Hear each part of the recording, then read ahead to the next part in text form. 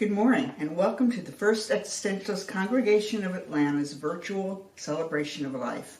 My name is Jan Lister, and I will be your facilitator today.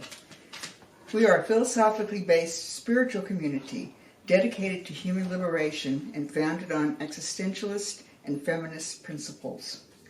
By existentialist principles, we mean that we are what we do in the world, and we accept responsibility for our choices and our actions. By feminist principles, we mean that we accept and actively support freedom and justice for every person. We support diversity as a source of strength, and we actively include everyone. We make our spiritual home in the old stone church, which was hand-built 100 years ago by the African-American Antioch East Baptist Church. We honor their labors of love and the powerful history of this special place. We acknowledge that our spiritual home stands on land forcibly taken from Muskogee Creek people, and we support justice and equality for all Indigenous people. Before we begin, I'd like to introduce Jean Heinrich, Robert Stewart, Mick Kinney, and D. Patton White giving us their rendition of A Song of Peace. Take it away, guys.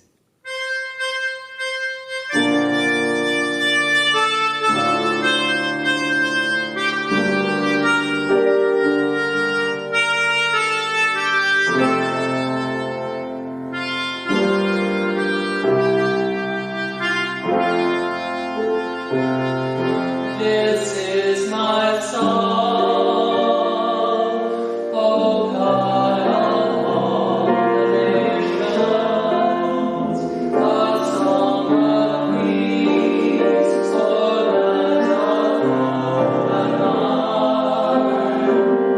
This is my home, the country where my heart beats.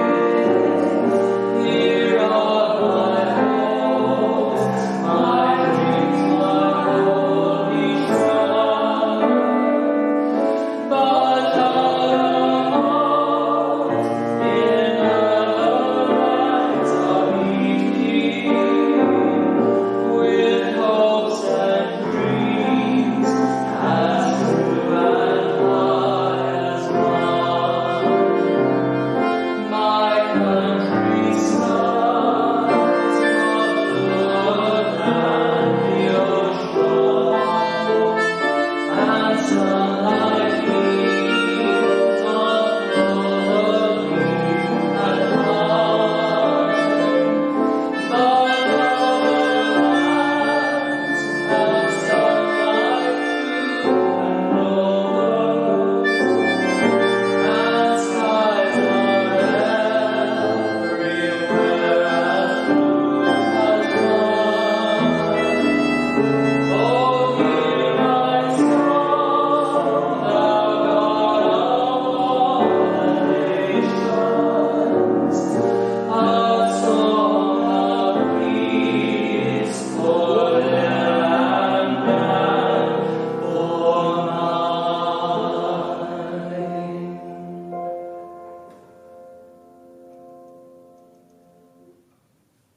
Thank you. That was truly beautiful. Thank you so much.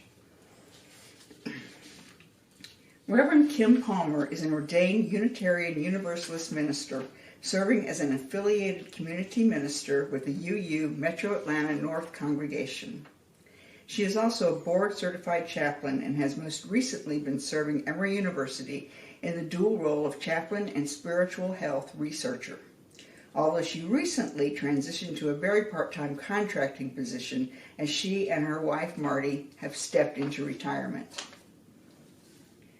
Reverend Palmer's talk today is about atheist spirituality, and this is something that I am personally very interested in because I've been calling myself an atheist for a long time now. And when I'm asked why I am an atheist, I have to say, for one thing, it's just really hard for me to believe that there's some old guy up there sitting on a cloud somewhere directing everything down here on earth, at least to a certain extent, although I'm pretty sure that many believers don't even really believe that.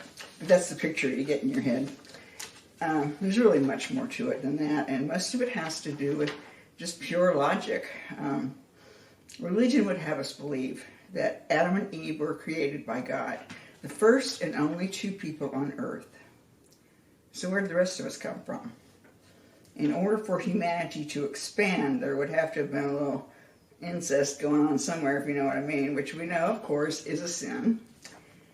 And there's a guy named Noah who put 2 of every species of animal on earth on a boat and floated around for a while. I think it was 40 days. Do you know how many species of animals exist on earth? About 8.7 million. Times 2, that would be 17.4 million animals. I think you need a bigger boat and a huge cleanup crew and tons of food. And even if it wasn't quite that many species back then, it'd still be at least 16 million. Okay. I understand that some of the stuff in the Bible isn't necessarily meant to be taken literally, although many people do take it literally. At any rate, I can't logically accept pretty much anything that comes out of the Bible, which, by the way, was not written by God, as some believe, or even Jesus, whose existence I do believe in. It was written by men, and men can make stuff up. Let's face it, the Big Bang Theory has pretty much been proven. Evolution is really a thing and is going on right before our eyes and will continue to go on forever as long as there's life on Earth. But it's pretty easy to dismiss the existence of God if you only look at it logically. There's also the spiritual side. Even atheists have spiritual sides. And I have to admit, it can be a little confusing sometimes. If I look up into the sky and I say, I need help, am I betraying my atheism? I ask myself that sometimes because sometimes I do look up into the sky and say, I need help. Am I one of those who denies the existence of God only until I need a God in my life? I don't know. But I don't think so. I think it would be a lot easier to be a believer than not to be one. Statistics say that believers are supposed to be happier. They're supposed to be in more tune with their community, more in tune with their communities. But I've always been pretty happy with what I've got, with who I am, what I've done with my life, and how I'm living my life now. And I think the existence of First E is proof that a sense of community isn't limited to just those with religion. I believe in the beauty of nature, and there's a part of me that does accept that something greater than ourselves has a hand in it. I believe in loving others, and not just the kind of love that smacks you over the head, makes your heart go pitter-patter. I'm talking about loving others just because they're here, sharing our existence on earth. I may not necessarily like some of them, and I certainly don't know everybody on earth, but I believe that I can love all of them for who they are, including the things about them I don't agree with. I believe in the laughter of children, and I don't think there's anything more spiritual and honest than children's laughter. All these things give me a feeling that I can't explain. They make my heart sing in a way.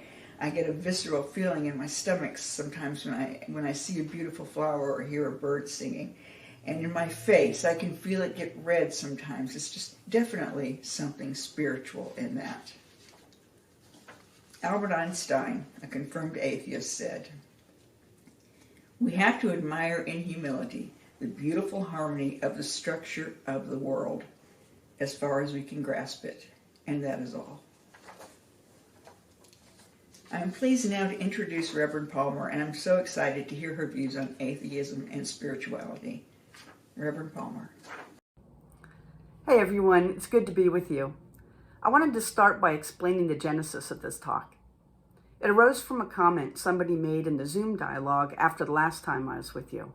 I don't remember who it was, but someone said they would like to hear a service about how an atheist might access or connect with prayer. At least, I think that's what it was. Memory is not my superpower. I responded that I would love to speak on that topic, and bada boom, bada bing, I got the invitation, and here we are. So although one thing I'll be talking about is how atheists can access prayer, I will also be talking about how we might experience transcendence, or the connection to something beyond ourselves. and whether there are any spiritual practices we might genuinely claim as our own. Working as a chaplain exposed me to a lot of people who rely on prayer for comfort during a crisis. They would tell me, "I don't see how anyone can get through something like this without God." But I also encountered a fair number of people who didn't believe in God. One woman had been raised Christian, then converted to Judaism when she married a Jewish man, then found herself in a place of spiritual seeking after the marriage ended. Now that she was seeing her death on the horizon, she was seeking a firm spiritual grounding. She seemed most attracted to Christianity, but she was full of doubts. She spoke, for example, of the Council of Nicaea in the year 325, when bishops gathered to vote on matters such as the Trinity and the divinity of Jesus, to establish church doctrines so that the empire could have a single unifying body of Christian dogma. That seemed to her like a lot of human intervention in what was supposed to be a story of divine truth. And she had a hard time squaring a loving, benevolent God with the hardships she'd faced her whole life. She told me, "I don't really think there's a God, and I'm not sure Jesus was even a real person." But she longed for connection, and she wanted to be able to pray to Jesus like she used to. I suggested to her that if praying to Jesus helped calm her, helped her feel valued, then it didn't really matter whether Jesus was real or not, whether God was real or not. If prayer is a ritual that brings you comfort, I told her, then it really doesn't matter what you believe. I wouldn't say that I have a regular prayer practice, but I do on occasion pray. Stories of animal neglect and abuse really hurt me, so when I come across one, I have a standard prayer. God, I pray, take care of the animals. Soften every human heart. It's not that I believe in a God who answers prayers. I don't. They are aspirational, not petitionary. It's a way for me to express my hopes for the world and to remind myself to keep my own heart soft in the face of hard realities and abhorrent human behavior. As part of my animal-loving nature, I absolutely loved when the fire truck would go by, because my previous dog would howl at the sirens. Not at the police cars, not at the ambulances, just at the fire trucks. One day after this happened, I ran into a neighbor during a walk in the subdivision behind me.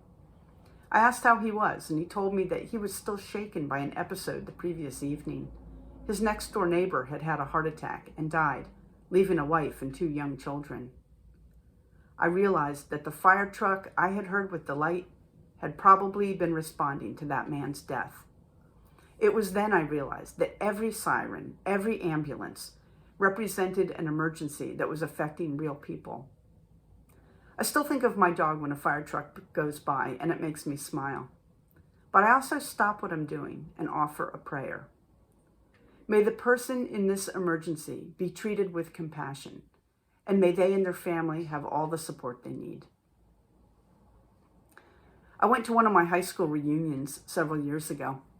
The organizers had asked the 3 of us in our class who went into ministry to offer an invocation.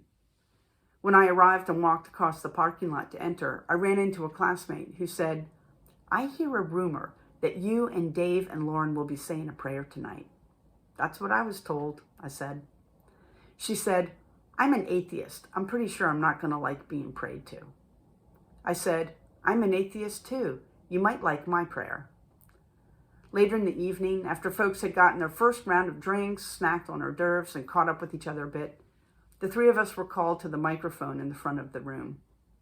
The other 2 gave what I thought were fairly standard Christian invocations, asking God to bless and protect the group and bless the meal we were about to receive, in Jesus' name.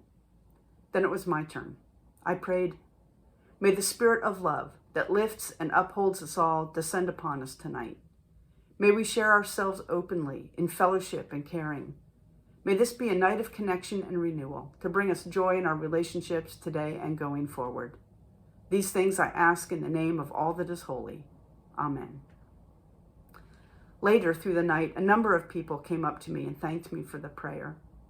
Several who had been raised Jewish said they appreciated the inclusiveness of it. One very devout evangelical Christian told me that during my prayer, she felt the Spirit of God descend on her and touch her. She was actually moved to tears.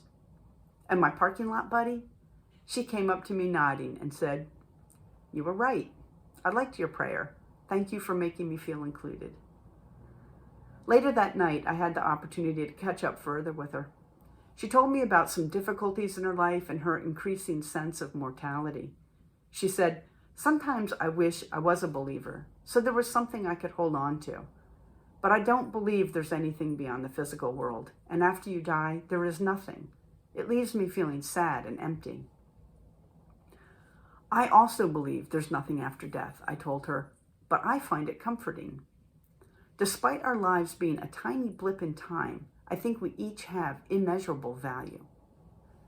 I invited her to consider that we each had parents, grandparents, great-grandparents, and so on, back in time, generation after generation, not only to the dawn of humanity, but to the dawn of life itself. That chain had to remain unbroken for all that time for us to be here. You are a miracle, I told her. We are each a miracle. And beyond that, beyond even the formation of our own solar system or galaxy, we were part of something unfathomably immense, and our bodies and the energy that animate them are part of it. We are made of stardust, and when we die, we return to the great churning, changing mass of the universe, put into play 14 billion years ago by the Big Bang. And now cosmologists think that there may be multiple universes, like bubbles or intersecting membranes. So whether our own universe ends in a big crunch and restarts with a new bang, or ends in a big freeze, we have been part of this unfolding process, and part of something that extends even beyond the beginning of time. It's like there's something eternal, and we are part of it. How could our lives not have meaning? We are part of the most compelling story ever. After she had a chance to mull on that a bit, she sought me out again in the crowd. "Thank you for telling me all that," she said. "I feel more settled about my beliefs and my place in the world." I was glad she was able to see my point of view, that we're part of something larger than ourselves, and it can provide a sense of meaning and transcendence. Now let's talk about miracles. I had a talk with a hospital patient one day. She had a degenerative disease that had left her completely disabled and largely bedbound, and she knew it would ultimately kill her.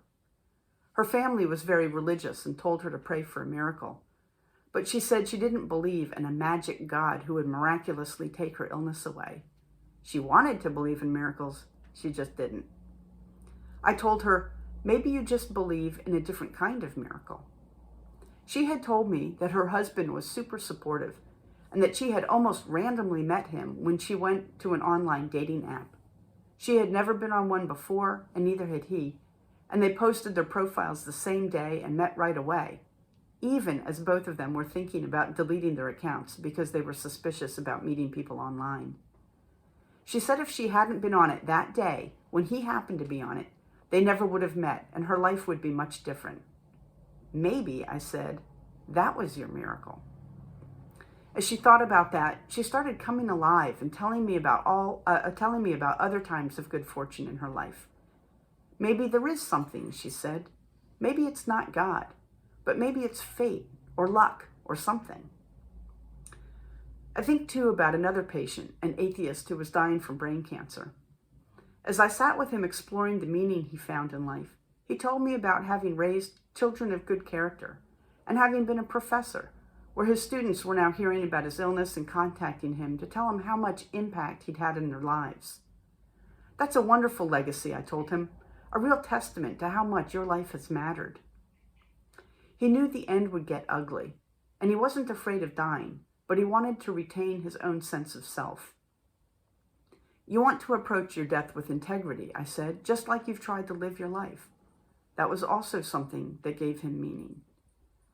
These are wonderful examples of transcendence that are available to the atheist. One doesn't need a belief in God to feel touched by something powerful, important, even eternal. One doesn't need a belief in God to pray, even to pray to God, if that feels helpful. And just like prayer is a spiritual practice available to the atheist, there are many non-theistic ways of connecting with one's sense of spirituality. Of course, there are Eastern practices that can be accessed outside the religions of origin, things like yoga or meditation. Becoming deeply aware of your body or the natural world can often be a way of feeling an expansiveness beyond the physical. I sometimes do a walking meditation where I direct my focus inward and simply pay attention to the sensation of walking, feeling my legs swing and pivot from the hips, feeling my heels strike the ground and the pressure of my foot as I push off, feeling the slight breeze on my face. I might tune myself to other sensations as well. What can I hear? What do I see? What do the clouds look like? How do the leaves sprout out from the twigs on the bushes and trees I pass? This type of meditative practice can help generate a sense of at-oneness with the body, the breath, the environment. Or what about the practice of journaling or poetry writing? A way to both focus and clear the mind and capture the thoughts and impulses that bubble up from our inner selves. Or a gratitude journal in which you record each morning 3 things you're grateful for. Say, a spouse, hot running water, opposable thumbs. It sets a positive tone for the day, and especially in these troubled times, helps us remember that joy and love and beauty are also part of our existence. One practice that I engage in, sort of like prayer, is that of lighting a candle for someone. I had one patient who was an atheist and quite bristly about religion. There were notes about it in his chart. The first time I met him, he was in the middle of a course of experimental chemotherapy, and about 5 days after each treatment, he would be in excruciating pain. The first 2 times he had gone to the emergency room and was treated like a drug seeker, unable to get the medication strong enough to provide relief, on top of feeling judged and dismissed. His next chemo treatment was coming up, and he was scared. I told him, I know you aren't religious, and you've said you don't want anyone praying for you, but I wonder if it might be helpful if I would light a candle for you on the morning of your chemo and think about you with the hope that your pain will be minimal. He brightened at that. Oh, that would be very nice, he said. Thank you. That would mean a lot to me. I wondered if that might even be a practice he would adopt for his own. Another thing I do, which I hadn't really thought about as a spiritual practice until preparing this talk, but that might fall into that category, is I have a practice of code switching. By that, I mean taking religious terms and reinterpreting them through my own philosophy of life. When I hear sacred or holy, I think of those things that feel of ultimate importance to me, the power of love or the expansiveness of the universe. When I hear God or Jesus, I just translate that into the things that trigger my sense of awe and transcendence. The term prayer is one that I think of broadly, far beyond just a theistic prayer to God. And salvation can be living a good life or having a good death, rather than being saved from sin. This code switching allows me to access things like prayer or a sense of the sacred. It also allows me to accept other prayers with grace. Even if someone is praying to God or in the name of Jesus, if their intention is my well-being and care for me, I can accept that as the gift it is. One time when I was in chaplaincy training, in an episode of group processing, which was always interesting, one of my peers admitted that he prayed for me to find God and become straight. My other peers and my supervisor were angry on my behalf, but I wasn't. He and I pinned opposite ends of the theological spectrum, and he truly believed that being gay or an atheist would consign me to hell, and the only way to God and heaven was through Jesus. If he believes that and cares about my welfare, how could he not want me to be straight and Christian?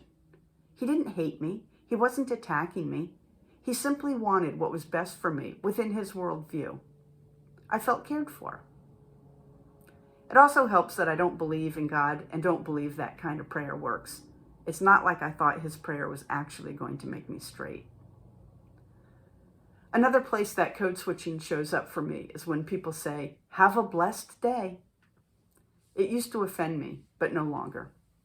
From that person's worldview, they are simply expressing the hope that my day will be a good one. Code switching not only allows me to access my own spirituality and spiritual practice, it also lets me accept and benefit from others' spiritual expressions, even if my beliefs are opposite theirs. I hope these stories have given those of you who believe in God a greater appreciation of atheist spirituality. And I hope it has given those of you who are atheist greater access to the life of spirit that is available to you in whatever way feels meaningful. And now, to voice my hopes and to express my care, I would like to leave you with this prayer. Spirit of life, be among us this day. Let each person here know to their bones the miracle that they are. May everyone here know they are valued beyond measure. Their lives have meaning. They are beloved. May this community continue forth in health and strength, and may each member receive all that they need. In the name of all that is holy, amen. Thank you, Reverend Palmer, for your very inspiring words. I've learned a lot. For those of you who want to hear more of Reverend Palmer's thoughts about this subject, she will be joining us for our Celebration of Life after the Celebration of Life Zoom meeting today. You'll find a link to the Zoom meeting in the chat section of this broadcast. I'd also like to invite you to attend our Celebration of Life next Sunday when Craig Rafuse will lead us in an all-musical program, and I am really looking forward to that. Before I go, I'd like to leave you with a couple of quotes that Reverend Palmer sent to me. This is from Caesar Millos on his poem on prayer. You ask me how to pray to someone who is not. All I know is that prayer constructs a velvet bridge, and walking it we are aloft as on a springboard, above landscapes the color of ripe gold, transformed by a magic stopping of the sun. This poem had a lot of meaning for me because it's funny to say this, but I do pray, and I'm never sure to who, but this kind of brought that together for me. It's very beautiful. And from Rumi, who is a 13th century Persian poet, among other things. I looked for God. I went to a temple and I didn't find him there. Then I went to a church and I didn't find him there. Then I went to a mosque and I didn't find him there. Then I finally looked in my heart and there he was. Thank you, everybody, and we'll see you in a few minutes on Zoom. Bye.